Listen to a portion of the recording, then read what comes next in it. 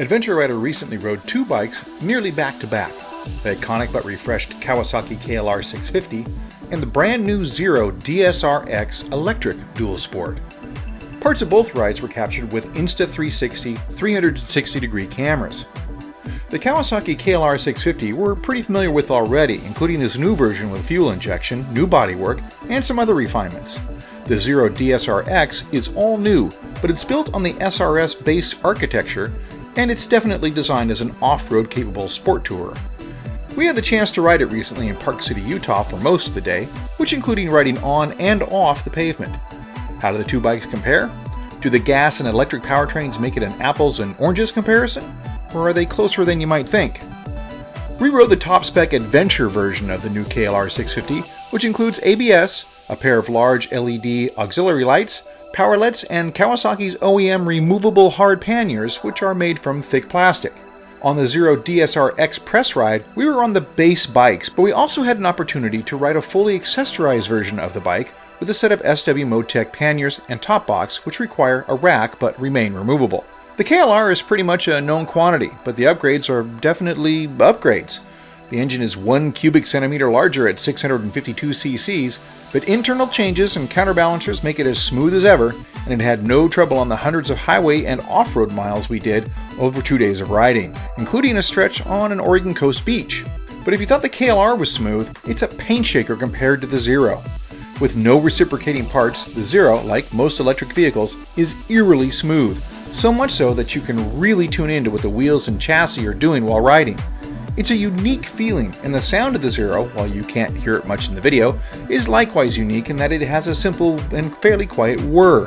The Kawasaki is also pretty quiet, especially with the stock exhaust, but it's a different sound from the Zero, of course. The DSR, due to its large battery, is much heavier than the KLR and felt a bit less sure of itself off the pavement, but still quite capable. It also has no clutch and no gearbox, so riding it slow off pavement takes a bit of a learning curve, but it has enormous torque and almost 3 times the horsepower of the KLR, so turning on traction control makes it easy to spin up the rear wheel on demand. ABS can also be turned off to the back wheel of the DSR and minimized to the front, but not on the KLR. The optional ABS is either on all the time if you have it, or it's off because you don't have it. It can't be switched off or tweaked by the rider like you can on the DSR.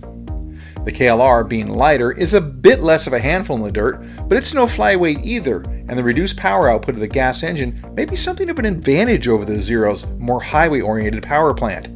But even on the open road, the KLR pretty much feels right at home, with decent acceleration and maybe a downshift or two required to get the big single on the boil to make a pass on the highway. There's no tack on the KLR anymore, so the engine will go soft as you hit the rev limiter, but for the most part you probably should have shifted already.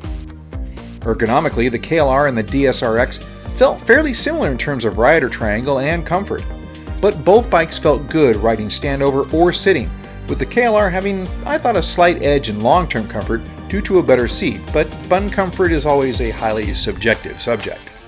The Zero, costing about 3 times more than the KLR, comes with a lot more in terms of electronics and componentry, with cruise control, a color LCD panel, and the ability to tweak the bike's behavior through menus, ride modes, apps, and other options. It also had more sophisticated suspension and, of course, a whole bunch more power in pretty much every way. Meanwhile, there's the issue of practicality. The KLR can gas up most anywhere, while charging stops for the Zero will have to be planned ahead of time and about 100 miles apart to be safe. Although we were told by Zero you could conceivably ride it up to 200 miles off-road. And be prepared to relax with a meal or a book or both while it recharges, even though it can use up to a level 3 fast charger and recharge in about an hour. It's still an hour, and it's still early days in the electric era. So that's the KLR and the new DSR. Is one better than the other? Well, it depends on what you want. We have to say that the KLR is probably more familiar and more practical than the DSR, but the DSR certainly has better componentry, more power, and better fit and finish than the lower budget Kawasaki. We hope you enjoyed this Adventure Rider virtual ride along. Like and subscribe to be notified when we post new videos, and thanks for watching.